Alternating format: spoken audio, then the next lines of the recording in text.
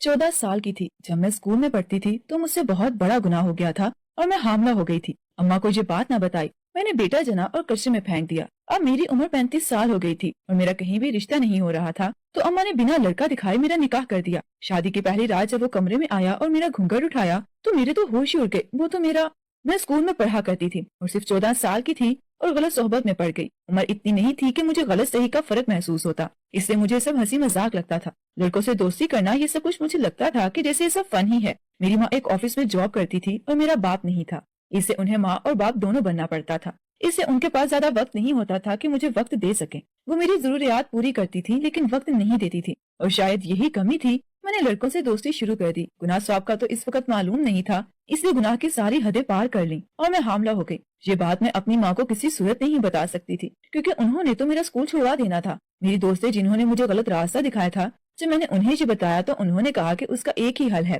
तुम अब किसी हॉस्टल में दाखिल हो जाओ, क्योंकि मेरा मैट्रिक पूरा हो चुका था और आगे मुझे किसी कॉलेज में ही दाखिला लेना था। इससे मैंने एक दूसरे शहर में नामी ग्रामी कॉलेज में अप्लाई कर दिया और वहाँ मुझे दाखिला भी मिल गया। इस तरह मैं दूसरे शहर में हॉस्टल में रहना शुरू हो गई। मेरी माँ मुझे कहती कि आकर मुझे मिल जाओ, लेकिन मैं हमेशा कहती कि मेरी पढ़ाई बहुत मुश्किल है, कॉलेज से छुट्टी नहीं मिलती। इस तरह तकरीबन मैंने पूरा अरसा हॉस्टल में ही गुजार दिया। मेरे साथ मेरी वहाँ की एक दोस्त थी और मैंने एक बेटे को जन्म दिया। इस बच्चे को रात को ही मैंने उठवाकर कूड़े के ढेर पर फेंक दिया और कुछ अरसे में मुकम्मल ठीक हो गई तो मैं घर वापस आ गई। मुझे लगता था मेरी माँ को तो किसी बात का इल्म ही नहीं हुआ, और शायद ये सच भी था और यूं एक बहुत बड़ा गुनाह खामोशी से ढक गया था। कभी कभार मुझे इस बच्चे के बारे में याद आती, लेकिन मैं खामोश हो जाती कि उस वक्त मैं खुद बच्ची थी। ममता और इस तरह की चीजों के बारे में मुझे भी ज्यादा बेस्ट नहीं पता उर्दू था। वो कहानी लड़का के जिसका लिए वो बेटा था, हमारे मैंने चैनल को उससे भी इस बारे सब्सक्राइब में कुछ करें नहीं बताया और था, बेल लेकिन आइकन उससे को दोस्ती दबाएं खत्म कर दी थी। ताकि जिसके हमारी बाद मैं आने इतना वाली डर गई वीडियो थी कि मैंने कभी सबसे किसी पहले लड़के से भी आप दोस्ती तक नहीं की पहुंचे। और सिर्फ अपनी तालीम पर ध्यान दिया। कॉलेज के बाद यूनिवर्सिटी भी खत्म हो गई और मेरी यूनिवर्सिटी खत्म होने के साथ ही मेरी माँ की पेंशन हो गई। मैंने उनसे भी कहा कि वो शहर छोड़कर मेरे पास आ जाएं, क्योंकि हम लोग इधर भी किराए के घर में रहते थे। इससे मेरी माँ भी मेरे पास आ गई। मैं खुद नौकरी करती थी। मेरी माँ चाहती थी कि मैं वक्त से अपने घर की हो जाऊं, लेकिन मैं तो मर्द के नाम से ही दूर भागती थी। इसकी वजह माँ ये समझती थी कि शायद सारी जिंदगी मैंने कोई मर्द अपने घर में नहीं देखा, इसलिए ऐसा है। वो मुझे बिठाकर समझाती रहती, लेकिन मेरे अंदर क्या चल रहा है ये तो उन्हें मालूम नहीं था। मैं 30 का हिंसा क्रॉस कर चुकी थी और मेरे साथ पढ़ने वाली, मुझे गलत रास्ता दिखाने वाली मेरी तमाम दोस्त अपने घर की हो चुकी थी और एक दो बच्चों की माएँ भी थी। जब मैं उनके हाथ में उनकी बच्ची देखती तो मुझे रह रहकर अपना बेटा याद आता था। लेकिन शायद वो लोग तो इस वाक्य को भूल भी गई थी, क्योंकि किसी ने भूले से भी कभी जिक्र नहीं किया था उस बच्चे का। या शायद मेरी तरह उनके दिल में भी यकीन था कि कूड़े के ढेर पर पड़े हुए उस बच्चे को जानवर खा गए होंगे और उसका कोई नामो निशान भी नहीं होगा। माँ अब बीमार रहने लगी थी और वो हर सुत वक्त से मेरी शादी करवाना चाहती थी, क्योंकि उन्हें लगता था कि वो किसी वक्त भी मर सकती है, क्योंकि उनको मर्ज ही ऐसा था। उनको कैंसर था और वो भी आखिरी स्टेज पर। और ये बात मैं भी जानती थी कि उनके पास बहुत कम वक्त है। वो जिस लड़के को मेरे पास लेकर आती मुझसे मिलवाने के लिए, या तो ऐसा बिहेव करती थी कि वो लड़का खुद मना कर देता था, और या फिर उसमें कोई ना कोई ऐसी खामी निकाल देती कि माँ खुद शादी से मना कर देती। अभी उनको भी मेरे इस तरीके का पता चल गया था, इससे उन्होंने मुझसे पूछे बगैर शादी की तैयारी शुरू कर दी और मुझे भी अपनी बीमारी से ब्लैकमेल करके निकाह करने पर मजबूर कर दिया। मैं भी मेरी माँ की मोहब्बत के हाथों मजबूर थी, इससे मैंने शादी के लिए हाँ कर दी। शादी सादगी से हुई और मैं सिर्फ इस डर में थी कि शादी बनने से पहले कहीं टूट न जाए, क्योंकि मुझे वक्त ने सिखा दिया था कि जब बेटियां कोई गलती करके घर आती हैं तो माँ को पता चल जाता है, लेकिन वो खामोश रहती हैं। यही बेटियां जब ब्याही जाती हैं तो शादी की पहली रात ही उनके शौहर को पता चल जाता है और वो कभी भी खामोश नहीं होता, और वो गुनाह कितने ही साल गुजर चुके हों पलट कर जरूर आ जाता है और जिंदगी तबाह हो जाती है। मुझे यही डर था जिसकी वजह से शादी नहीं करना चाहती थी, लेकिन माँ की मोहब्बत ने मजबूर कर दिया था। शादी के दिन मैंने खुद को धमाके के लिए तैयार कर लिया था कि अगर शौहर ने इस तरह का कोई सवाल किया तो मैं उसे साफ जवाब दे दूंगी। उसके बाद अगर उसने मुझे छोड़ दिया तो कोई बात नहीं, क्योंकि मैं इतनी खुद मुख्तार तो थी कि सारी जिंदगी अकेली गुजार सकती थी। शादी की रात मुझे मेरा शौहर एक अपार्टमेंट में लेकर आया। मैं तो इससे मिली भी नहीं थी, इसके बारे में कुछ जानती भी नहीं थी सिवाय नाम के, और वो भी मुझे निकाह के वक्त पता चला था। इससे मुझे हैरत हुई कि मुझे घर में ले जाने की बजाय यहाँ क्यों लाया है, लेकिन खामोश रही, क्योंकि मेरे साथ उसके कुछ दोस्तों की बीवियां थीं और उन्होंने मुझे कमरे में पहुंचाया था जो बहुत अच्छे से सजा हुआ था, लेकिन मुझे कुछ भी अच्छा नहीं लग रहा था। आने वाले वक्त से डर रही थी और ये सोच रही थी कि अगर मेरा डर सही निकला और इस शख्स ने मुझे छोड़ दिया तो न जाने मेरी माँ पर क्या बीतेगी। पहले तो सिर्फ एक फिक्र थी कि बेटी की शादी नहीं हो रही, अगर मैं तलाक का दाग लेकर घर चली गई तो वो जिंदा नहीं रहेगी। मैंने सोच लिया उसने मुझे तलाक दे दी है तो भी मैं माँ को पता नहीं चलने दूंगी। इस शख्स को किसी तरह भी राजी कर लूंगी कि कुछ अरसा माँ के सामने इस सब का नाटक कर ले, क्योंकि डॉक्टर्स ने मेरी माँ की जिंदगी से जवाब दे दिया था और अब ये एक हकीकत थी कि किसी वक्त भी मर सकती थी। ये सारी बातें तो मैं सोच रही थी, वो क्या कहेगा ये मालूम नहीं था, इसी वजह रही थी। اور میں کر بھی نہیں سکتی تھی. میرے پاس بولنے کو کچھ تھا ہی نہیں اور مجھے یقین تھا کہ اب اگر اسے میرے بارے میں معلوم نہیں تھا تو مجھے دیکھنے کے بعد کسی صورت قبول نہیں کرے گا. اتنے میں دروازہ بجنے کی آواز آئی. وہ مجھے دروازہ کھولنے کو کہہ رہا تھا. جب میں نے دروازہ نہیں کھولا تو اس نے اضافی چابی سے خود ہی کھول لیا اور اندر آ گیا. یہ بچکانا حرکت دروازہ بند کرنے والے کیوں کی؟ میں جانتی تھی کہ کمرے کی چابی اس کے پاس ہوگی، لیکن میں کچھ وقت کے لیے بس فرار چاہتی تھی. وہ میرے سامنے بیٹھ گیا اور کہنے لگا کہ مجھے دیکھ کر حیران ہو رہی ہو. میں نے کہا کہ مجھے حیران نہیں ہونا چاہیے بلکہ مجھے تو پریشان ہونا چاہیے. میرے ساتھ کیا ہو گیا ہے؟ اس نے کہا کہ جو ہوگا اچھا ہوگا، اس لیے تم فکر نہ کرو اور ریسٹ کرو. یہ کہہ کر وہ کمرے سے چلا گیا، بلکہ اس کمرے سے کیا اس فلیٹ سے نکل گیا اور میں وہاں اس کے فلیٹ میں اکیلی رہ گئی. مجھے سمجھ نہیں آ رہی تھی کہ وہ بندہ مجھ سے کھل کر بات کیوں نہیں کرتا، کیونکہ کل ہم نے امی گھر واپس جانا تھا. ان کو کیا جواب دوں گی؟ یہ مجھ سے کوئی بات کیے بغیر نکل گیا ہے. وہ ساری رات میری بے چینی میں گزری. دوسرے دن صبح وہ واپس آیا تو اس کے ساتھ اس کے کچھ دوست اور ان کی بیویاں تھیں اور ایک بیوٹیشین بھی. وہ ایسے ظاہر کر رہا تھا جیسے مجھ سے بہت خوش ہے. مجھے تو اور کچھ سمجھ نہیں آیا، کیونکہ جب تک میں اس سے بات نہیں کر لیتی تھی میں مطمئن نہیں ہو سکتی تھی. اس نے کہا کہ یہ بیوٹیشین ہے، جلدی سے کپڑے بدل لوں تاکہ تمہیں تیار کر سکیں، آج ہمارا ولیمہ ہے. میرے پاس اس کی بات ماننے کے سوا کوئی چارہ نہیں تھا، کیونکہ اگر میں شور مچاتی تو اس کے دوستوں کو بھی یہ بات معلوم ہو جاتی اور پھر یہ بات میری ماں تک پہنچ جاتی. مجھے ایک طرف اس کی چال ٹھیک ہی لگی کہ وہ بس خاموش رہنا چاہتا ہے. شاید وہ بھی میری ماں کی بیماری کے بارے میں جانتا تھا اور اس کی بیماری تک یہ سارا ناٹک کرنا چاہتا تھا. اس لیے میں نے بھی خود کو مطمئن ظاہر کیا اور تیار ہونے لگی. تیار ہو کر جب ہم لوگ ہال میں پہنچے تو میری ماں بھی وہاں پہنچ گئی تھی. میں نے چہرے پر مسکراہٹ سجا لی. مجھے خوش دیکھ کر میری ماں بھی بہت خوش تھی اور وہ بھی اس پورے ہال میں گھوم رہا تھا جس سے وہ شادی سے بہت خوش ہو. میں اس جیسی اچھی اداکاری تو نہیں کر پا رہی تھی، لیکن اپنی طرف سے پوری کوشش کر رہی تھی پھر کسی کو کوئی شک نہ ہو. ویسے بھی وہاں میری جان پہچان والوں میں میری کچھ دوستیں اور صرف میری ماں تھی، اس لیے مجھے زیادہ اداکاری کرنے کی ضرورت بھی نہیں تھی.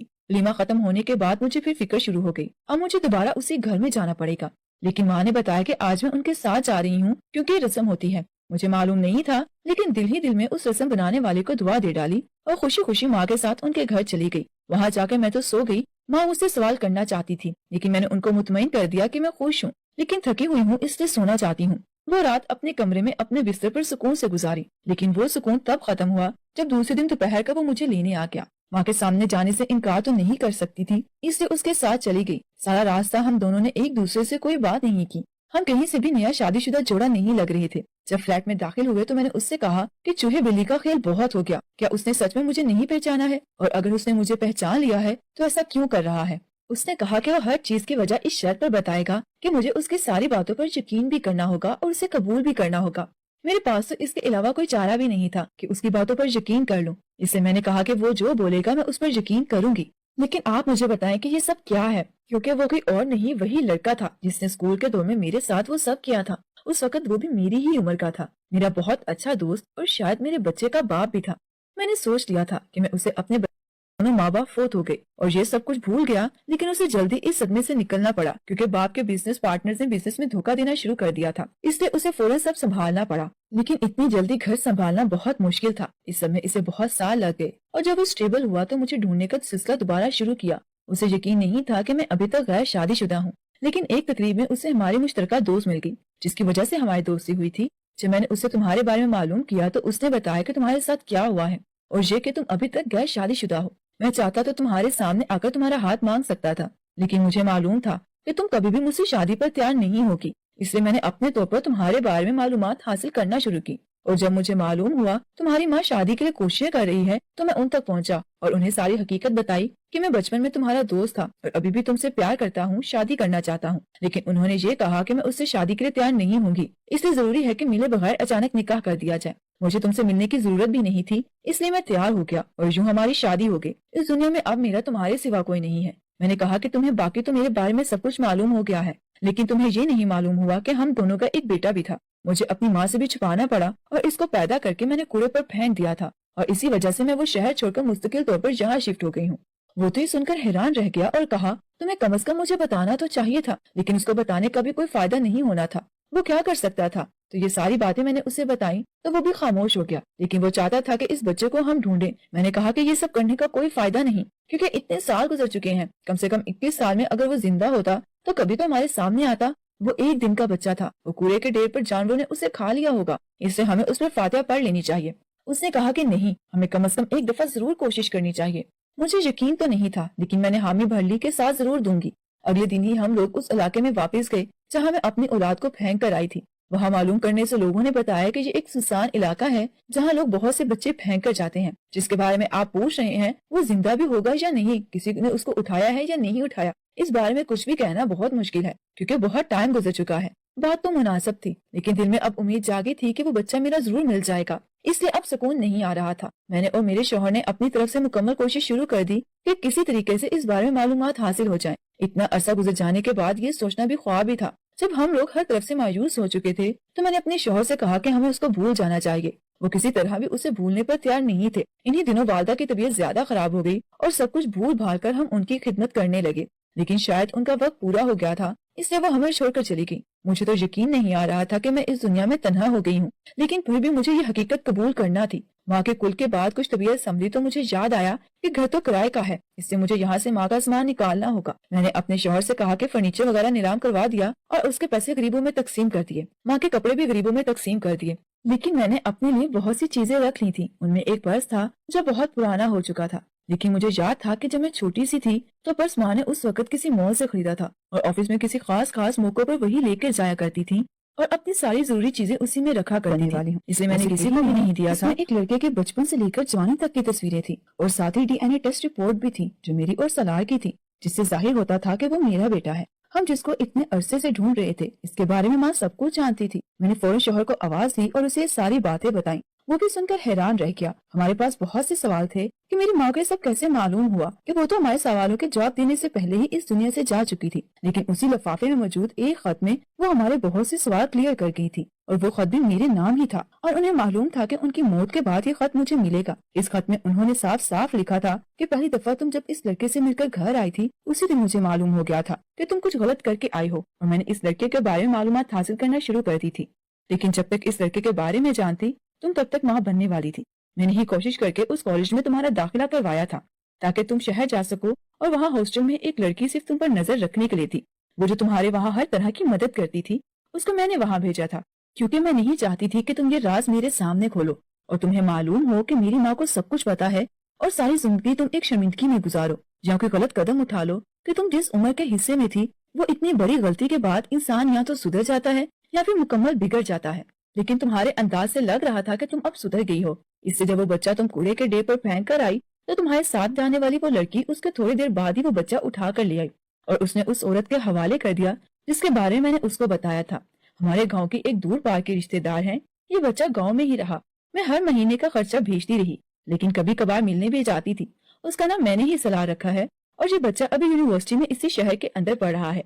वो औरत जिसने इसको पाला है वो मर चुकी है। इस बच्चे को मैंने अपने बारे में ये बताया है कि मैं इसकी माँ हूँ और तुम्हारे बारे में ये कि तुम इसकी बड़ी बहन हो, क्योंकि मैं तुम्हारा राज तुम्हारे बेटे के सामने भी नहीं खोलना चाहती थी कि वो तुमसे नफरत न करे और वो इतना बड़ा हो गया है कि बात को समझ सके। इसलिए मैंने उससे ये कहा कि मैं तुम्हें इसलिए अलग रखा हुआ है कि तुम्हारे बाप के खानदान को अगर मालूम हो गया तो तुम्हें नुकसान पहुंचाएंगे, क्योंकि लड़की से तो कोई खतरा नहीं है कि कभी जायदाद में हिस्सा मांगेंगे, लेकिन लड़के से यकीनन खतरा होगा। वो बात समझ गया है और ये झूठ भी नहीं है। मुझे तो खुदा ने बेटा दिया नहीं, इसलिए वो लोग मेरे खिलाफ के कदम भी नहीं उठा सके, लेकिन तुमने इस झूठ को लेकर सारी जिंदगी चलना है।